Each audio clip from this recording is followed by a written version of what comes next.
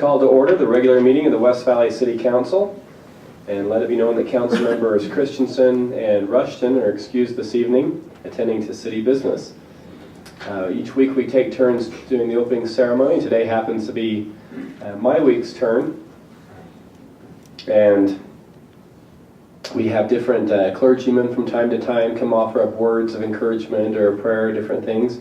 So I thought today I'd share a letter I received in the mail today addressed to the mayor's office from a clergyman. This fellow happens to be a member of the Quorum of the 12 Apostles of the Church of Jesus Christ of Latter-day Saints, D. Todd Christofferson. And he says a few things, and he says, I also appreciate reading the op-ed piece you wrote in the October 5th Deseret News regarding West Valley City. I congratulate your city on their leadership of such an ethnically diverse group and the ways in which the people of West Valley City help meet the distinctive needs of such a diverse population. In too many instances, such diversity becomes a point of competition and conflict. Your city's direction in leveraging this diversity to enrich and benefit all is most commendable. I wish you all continued and added success. May you and your family and city enjoy a wonderful Christmas season together. So that's an excerpt from that letter, commending our city on some of our good efforts with diversity outreach. And of course, we celebrated that in full force last week as we gave out our English language awards, which we do twice a year. So I just thought I would pass that on for our opening ceremony today. By way of special recognitions, I see we have a scout group with us today. And if you could send a senior patrol leader or other senior boy leader up to the microphone and introduce your group, that'd be appreciated. And are you all part of one troop? Yes, sir. Good looking group and good numbers. We're thrilled to have you. So just tell us your name and your troop number and what badge you're working on tonight. My name is Rafael Rodriguez. We're working on our Citizenship in the Community Merit Badge. And he told us to give you the whole schools we're from. And it's quite a group, as you saw. So it's Valley Crest Elementary School, Hunter Junior High School, Hunter High School, Kearns Junior High School, Kearns High School, and the American Preparatory Academy. Right. Anything else? What badge did you say you're working on? Citizenship in the Community. Community one. Good. Well, welcome, and we're all thrilled to have scouts with us. Thank you. Council, we have item 5 tonight, the approval of our minutes from the November 13th meeting. Is there anyone who would like to make a motion there?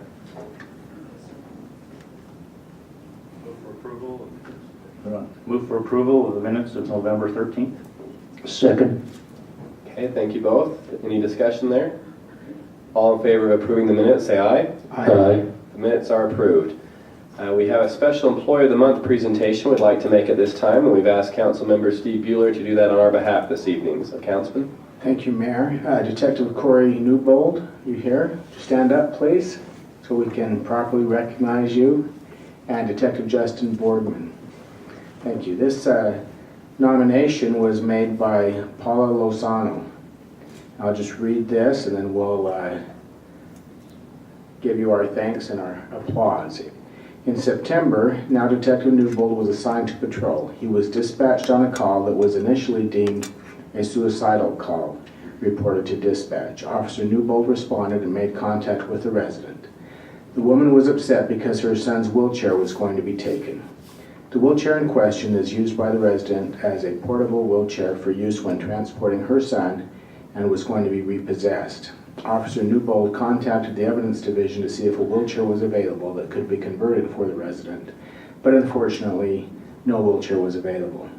I happened to mention to Detective Boardman that Officer Newbold was looking for a wheelchair. A couple of days later, Detective Boardman was making a donation to Goodwill, and he noticed a wheelchair in the scrap metal pile. Detective Boardman was able to take the wheelchair and spent several hours overhauling the wheelchair so it could be usable. On September 16th, Detective Boardman, Officer Newbold, and other officers responded to the resident's home to deliver the wheelchair to the woman and her son. I think Detectives Newbold and Boardman's response to the situation exemplifies employees going above and beyond the call of their duties. The call could have just ended as a short form with a woman who ended up with a wheelchair, but these employees took it upon themselves to provide this woman with a wheelchair for her son and help alleviate her burdens. I believe it is employees like Detectives Newbold and Boardman that deserve to have their efforts recognized, and it is for that reason I am nominating them for Employees of the Month. So detectives, thank you, and if you would come up, we'd like to give you a certificate and your award.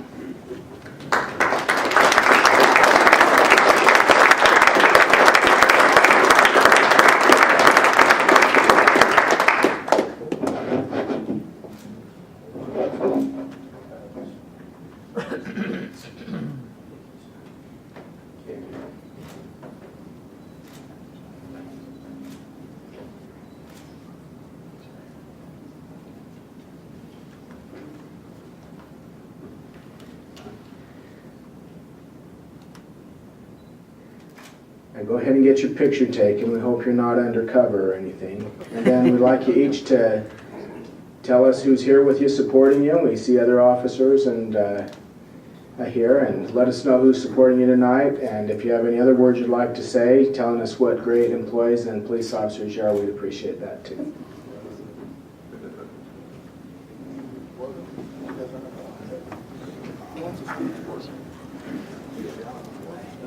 They're Listen to distracted me. with the photographer.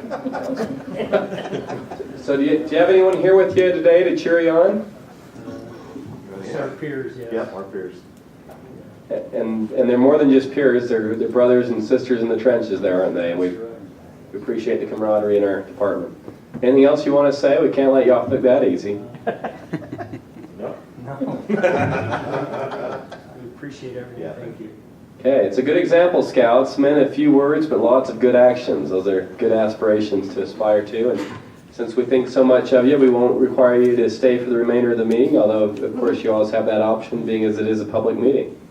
Not you, Scouts. I'm referring to our officers here. So, thank you, gentlemen. Thank you. We come to item 7 tonight, which is our comment period. And each commenter has 5 minutes to speak and address the mayor, council, and city manager, and executive staff, of course, are all here to hear. And this isn't a time for back and forth or give and take, but it is a time for us to hear what's on your mind and if there's an issue that we can follow up with after the meeting. We have had one person sign up this evening, Mr. Rex Bagley. And so, Rex, if you could just come to the microphone here. And I have our official timer going on up here, and next 5 minutes, the floor is yours, sir. Thank you. Thank you for letting me talk. It's good that they went before me, because that's the good side. I'm here to talk about the bad side. I'm actually here to talk about a grave injustice that's been perpetrated upon me by this council. Okay? There's an ordinance here in West Valley that states that if you have an unregistered vehicle, that it has to be in a garage and only in a garage. My vehicle was taken from me today. It's a vehicle that was unregistered by West Valley police officers. The question I have, but as you stated, there's no give and take. Unfortunately, I came here for answers, but I won't get any. Is why? Why? Why would the council do this?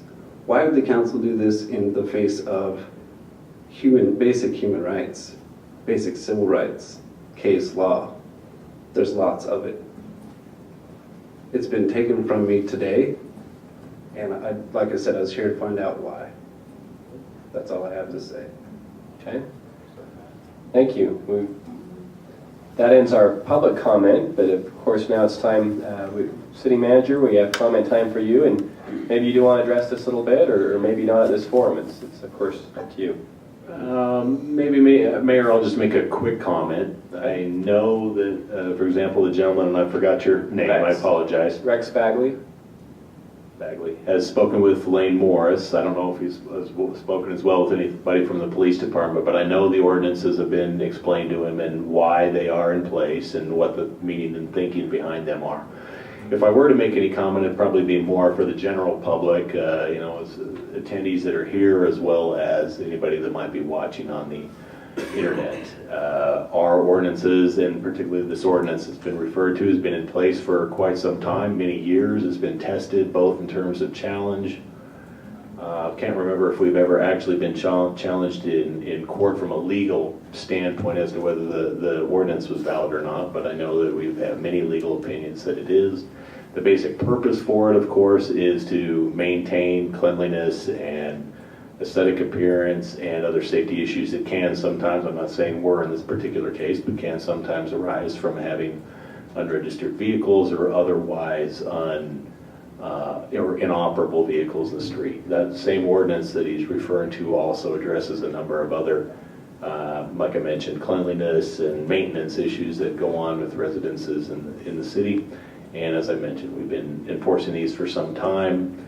They not only were enacted by councils before you, but were in fact demanded by residents and the general population, the neighborhood, and residents of the city. And that's why they're in place. Okay, thank you. Anything else you want to comment on in the comment period? No, sir. Thanks. Okay, council members, anything you'd like to add tonight? I'm just curious, of the cities you know, Mr. City Manager, how many have a similar ordinance? Are we unique in this, or is this pretty standard? No, this is pretty standard. I don't think I would be surprised, frankly, if any cities don't have an ordinance of this nature in place. And of course, if the vehicle is towed, there are mechanisms to get that. There are mechanisms both, of course, in place to get it back, as well as to avoid having it towed in the first place. I can't speak to the instances of Mr. Bagley's particular situation because I don't know him, but usually, and I also wasn't clear whether the vehicle was actually within the gentleman's property or on the street, but if it's in the street, for example, usually what will happen is a police officer will come upon notice and complaint or by notice of their own selves and tag that vehicle for removal. They'll say, they'll put a notice on it that says, hey, you've got 24 hours, 48 hours, whatever it is, I don't remember what the standard is, to move this vehicle before it's towed. If the vehicle's on the property, they'll get what's called a courtesy notice from one of our ordinance enforcement officers also saying, hey, you either need to put this vehicle in an operable condition, including registration, or put it in some place that it's not in sight from the street, which would include a garage, for example, as Mr. Bagley mentioned. Okay, thank you. We go to item 8 this evening, which is public hearings on a couple of pressing matters. The first is regarding application SNC-1-2012, which is regarding ordinance 12-43. Mr. Pyle, if you could introduce this one, please. Thank you, sir. Oh, sorry, hit my button there. Thank you, sir. So this first ordinance, or public hearing, is related to a request to pass an ordinance for a street name change. The address is 2515 West, which would be changed to Kendrick Drive. The basic coordinates are 2515 West and 3050 South. Basically, the proposal is before you because of some confusion that arises from the physical layout of this street. It both runs north and south and east and west. And it was felt that access, finding it, emergency access, those sorts of things would be, eased by making this street name change. Okay, I will now open the public hearing regarding this ordinance to make the street name change. Is there anyone who's come to speak in favor or opposition of this item? Okay. Please come to the microphone and state your name and address for our recordings. My name is William Leroy Kendrick. I live at 2515 or 3019 South and 2515 West. This road was put in by my father in sometime in the 70s. He subdivided this road. At that time, my mother wanted this road named Kendrick Drive, and it went through the county, and I didn't know it until I talked to Steve Lehman, but the county had actually approved it, but it was about the time that West Valley City was becoming a city, and I think it got kind of put on the back burner.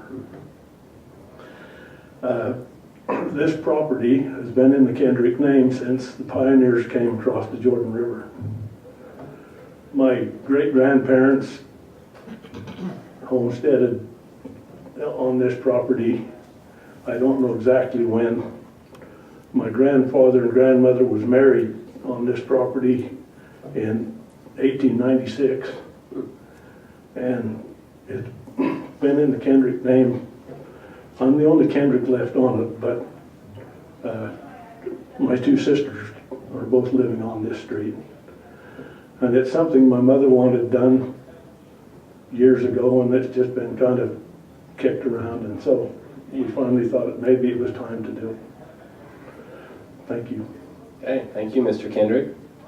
Is there anyone else who's come to speak on this item this evening? For or against? Okay, then I will close the public hearing and turn it over to the council for their consideration. Before I do so, or as I do so, just a note to our guests and the scouts. Every item we discussed tonight, we've also gone over in a study meeting in the previous week, and so if we move quickly on some of these items, it's because it's not the first time we've heard of them. We've had at least a week to deliberate and discuss and ponder these matters. So Council, Ordinance 1243, what's your pleasure tonight? Mayor, move for approval of 1243. I'll second. Okay, we have a motion and a second. Any discussion of that motion? Just sounds like maybe you have somebody that ought to be on the Historical Society with you. We do have a city historical society, often looking for new members, so we may need to visit about that, Mr. Kendrick. Thank you. You gave your address at the microphone. Yes. Do you mind giving your phone number just for a record as well?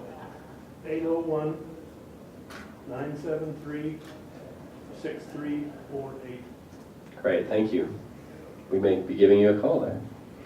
Any other discussions to this motion? Okay, all in favor of approving it and officially having a Kendrick Drive in West Valley City, say aye. Aye. It passes unanimously. Congratulations. Even Winder Lane in West Valley is not officially Winder Lane, but Kendrick Drive is official as of tonight, so congratulations. Thank you. We appreciate you preserving the heritage, and also it sounds like from in our study meeting discussion, it'll be easier for people to find addresses there too, having a proper name, so thank you. We have another public hearing tonight regarding application ZT-6-2012. This is in regards to Ordinance 12-44. Mr. Pyle, would you like to introduce this one, please? Thank you, sir. There were some changes that were made at the state legislature's general session this year in 2012 as it pertains to the retail sale of tobacco products. Particularly, this change was aimed at retail tobacco sales that are deemed to occur in what would be called a specialty tobacco shop. And they define that as a store in which 35% or more of their sales is in the form of tobacco products. And this change has also made requirements for those in terms of placement, just general zoning type and planning and zoning type requirements. Because that change was made in state statute, we deem it necessary to comply as a city and therefore bring this ordinance forward for your consideration. And of course, that's the reason for the public hearing. Right, thank you, sir. I now open the public hearing regarding Ordinance 12-44. Has anyone come to speak on that matter? Okay, seeing none, I close the public hearing. Council, what's your pleasure regarding this one? I'll move for approval of 12-44. Second. Okay, we have a motion and a second. Any discussion to 12-44? Okay, all in favor of approval, say aye. Aye. That also passes unanimously. We do have one ordinance to consider tonight, 12-45. Mr. Pyle? Thank you, sir. This also has to do the same same subject and same sort of regulation changes we need in accordance with the retail tobacco sale. This one actually modifies our business license ordinance, Title 17. Great, thank you. Council, what's your pleasure on 12-45? Move for approval of ordinance 12-45. Second. Okay, we have a motion and a second. Any discussion? Okay, all in favor of approving 12-45, say aye. Aye. That also passes unanimously. One resolution tonight, 12-157. Thank you, sir. If approved, this resolution would authorize the purchase of a series of desktop and laptop computers by the police department. It's would be purchased and paid for across a 4-year lease purchase agreement, similar to ones that we've done in the past. There are, if I remember correctly, something like 47 of these computers, and the total lease price is $92,000. Okay, thank you. Council, what's your pleasure on this one? A motion to approve resolution 12-157. Thank you. Is there a second? There is. Okay, great. Any discussion of this motion? Okay, all in favor of approving 12-157, say aye. Aye. That also passes unanimously. Mr. Pyle, any need for executive session this evening? No, sir. Thank you. Okay, then we'll come to item 12, which is to adjourn.